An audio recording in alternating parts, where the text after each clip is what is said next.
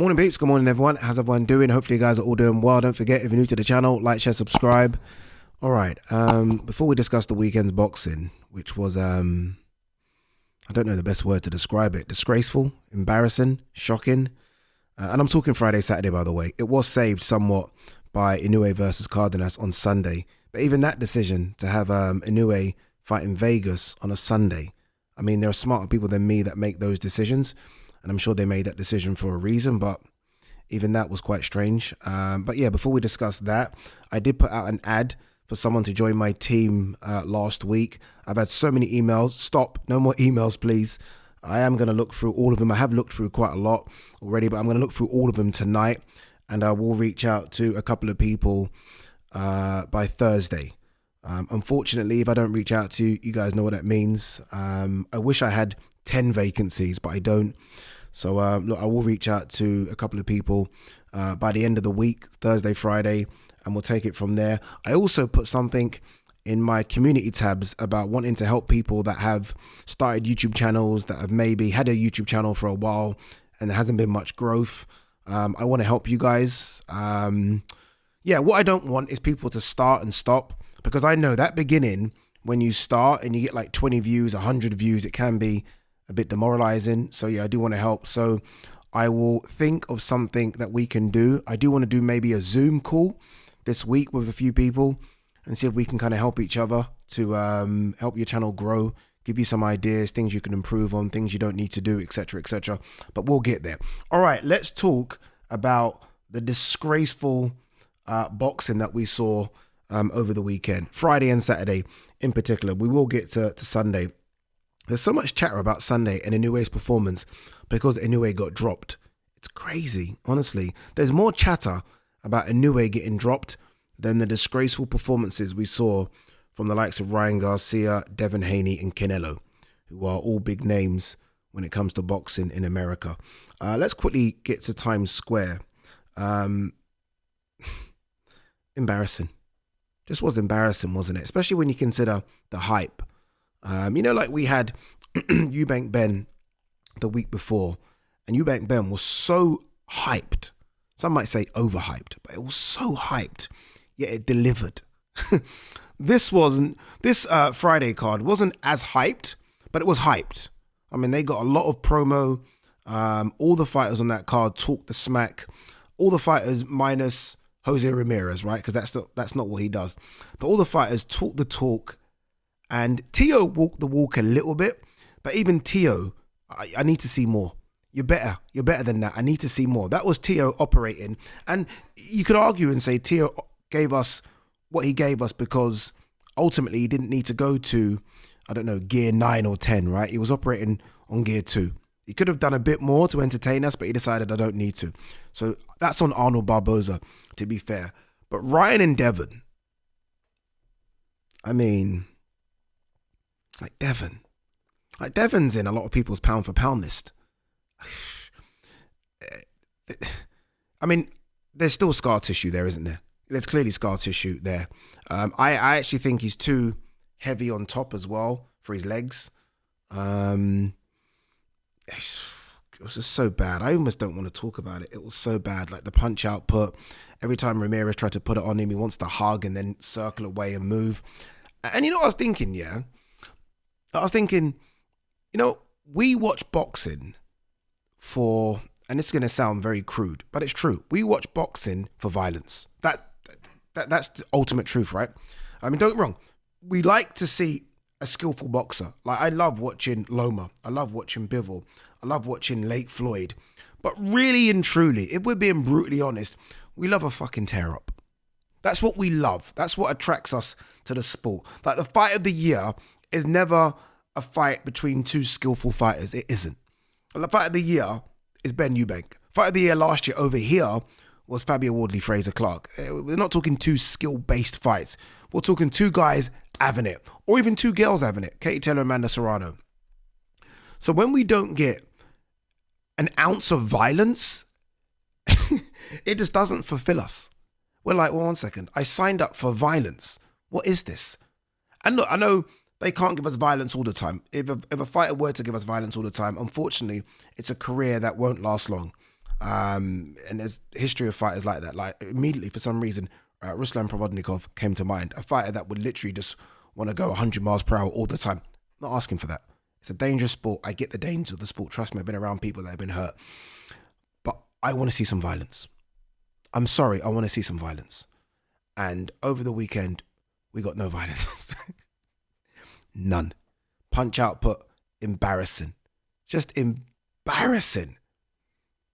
America almost puts too much stock into the wrong fighters because they are loud on social media, because they maybe look the part, when really and truly, there are fighters out there that deliver what we want.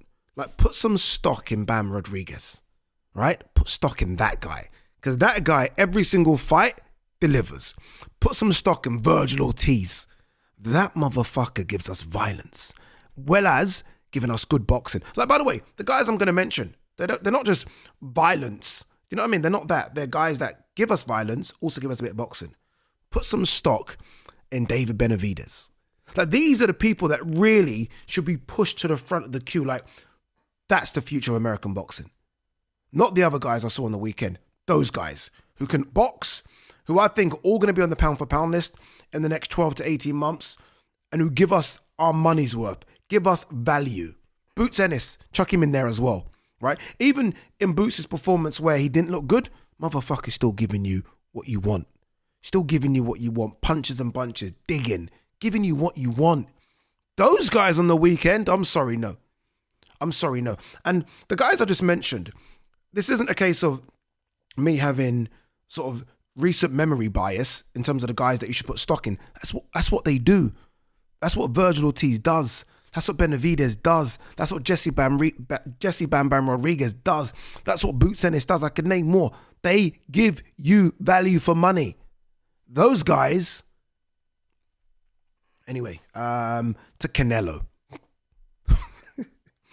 You know, the excuse makers for Canelo need to stop. Because I'm hearing so much bullshit about Skull. I don't know who Skull is. Didn't know who Skull was prior to that fight. I'm not joking. Didn't know who William Skull was. Never heard of him before. I'm being very honest, by the way. I don't pretend to be like the hardcore of hardcore boxing fans and know everyone. I knew who he was when he won the title. Prior to that, never heard of him. I'm blaming Canelo. I'm sorry, Canelo, you are the pound for pounder.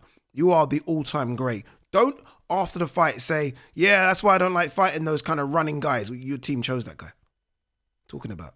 You know what? You knew, unless you didn't watch tape on him, you knew what type of fighter you were getting in the ring with. Yet, that's what you delivered. The lowest punch output recorded since CompuBox has been going. CompuBox has been going 40 years. That's the lowest punch output in 40 years.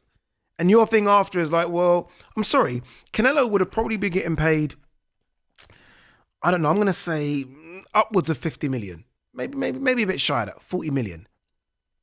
That's what you deliver for your payment. That's what you give us. The lowest punch output. And then after the fight, you blame Skull for moving. Find a way to get to him. Do you think, this is very true, guys, by the way, do you think if that was David Morrell or Beterbiev or Benavidez, do you think they're not getting to Skull? Do you think after they're going to say, well, he moves a bit, do you think they're not getting to him? They're getting to him. They're going to break him down. But Canelo, or for some reason, his fans after is like making excuses for him. I'm a Canelo fan. I'm not a hardcore Canelo fan. I'm a Canelo fan. That was poor. Anyway, let's get to my brother, Martin Bakole, who I love. You guys know I'm the fucking cheerleader. You know, I waved the flag for Martin Bakole. You know, it's funny. I saw Martin Bakole at the airport. And I was like, Martin, big embrace. And you know what I did after hugging him? I went to his belly and like, Martin, sort this out, please. I did that. And he was like, I know. He's such a nice guy. He's so nice. I feel bad even saying what I'm going to say about him, but I've got to be brutally honest with you guys. You know, Martin came out in a George Foreman top, and I don't know if it was a tribute to George Foreman, which I'm hoping it was. I also don't know if it was, you know, like I've been calling, and a few others have been calling Martin Bakole the George Foreman, right? George Foreman 2.0. He's not that. And the one reason he's not that isn't because of boxing ability or skills. We'll get to that, because I actually think he does things quite similar to George. It's this. It's the weight. It's 299 pounds. You go and look at peak George Foreman. Forget George Foreman, who came back and became the oldest heavyweight champion, mid-40s George Foreman. Forget that.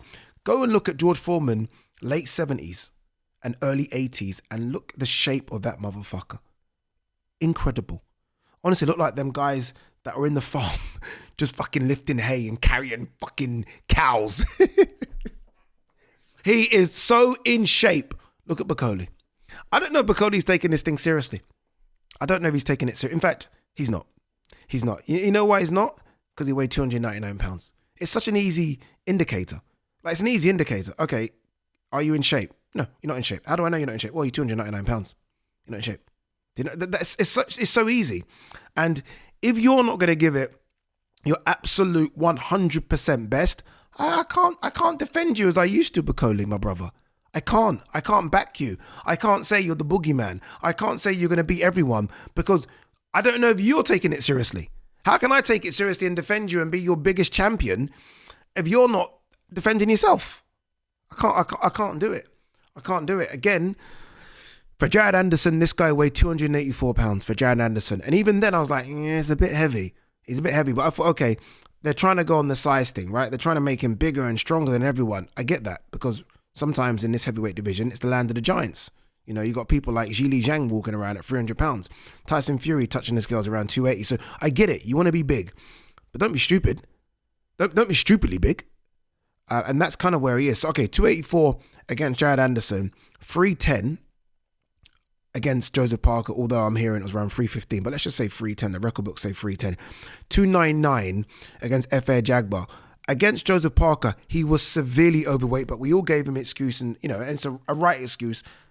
I don't think it is actually, but I'll say it. It's a right excuse because he took the fight on a day's notice. I am the kind of person, if you're a fighter and it's your professional job and you're making millions, which are all the boxes Martin Bakole ticks, stay in shape. But okay, cool. Anyway, 310, 315 against Joseph Parker. 299 against AJAGBA. You're telling me in fight camp, you only lost 10 pounds or 11 pounds. And I'm supposed to take you seriously, brother. You're not taking it seriously. You're not taking it seriously. One thing I always say about AJ, yeah, and this isn't a pro AJ video. If you follow AJ on social media like I do, he's always training. He's always training. It's actually, it's incredible. And say what you want about AJ's ability and his mental strength, all that stuff. I get it, whatever. This isn't that video. He's always training. Like, literally, go on his Instagram right now. Go on AJ's Instagram right now. Just go on it right now. This motherfucker's always training. Bakole, go on Bakole's Instagram. I love you, Bakole, but you're killing me, man. You're killing me. Like, get in shape, brother. Like, you should be. And I had a conversation with Billy Nelson, which I can't reveal because it was a private conversation between me and Billy. Again, I met him at the airport and we sat down for about an hour and spoke on a few things. It must frustrate Billy. It must frustrate the hell out of him. To the point where I think Billy said, okay, I'm going to get him a nutritionist now. But it's one thing getting someone a nutritionist. It's another thing someone sticking to that. It's true. It's another thing someone sticking to it. It's all up there. Like, sometimes when I want to get in shape, I know I've got to cut out this and this and this and this. If I don't cut those things out, I'm not in shape. Do I want to sneak into the fridge at midnight? What are we doing? What is Bakole doing? Anyway, let's give AJAGBA some credit. FA looked good. Look at the shape of FA. 241 pounds. Look at the shape of him.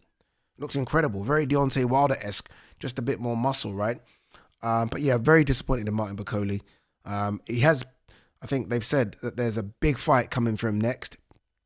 Doesn't really deserve it, but I'm still on the Bakole hype train. I'm going to give him one more opportunity. Bakole, I'm giving you one more opportunity. Your next fight, you got to be around 280, 270.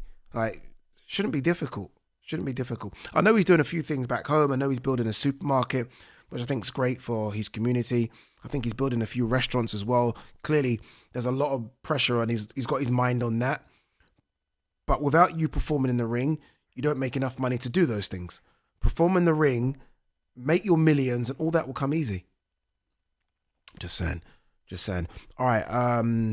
Inoue versus Cardenas on the weekend. The decision to, like, I don't know if you have ever been to America, people watching it. I know that there's a few Americans that watch this channel. Thank you very much.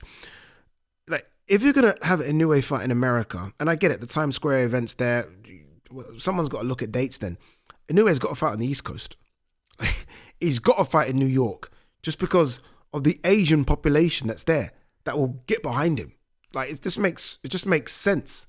Like, surely. Like, and I get it.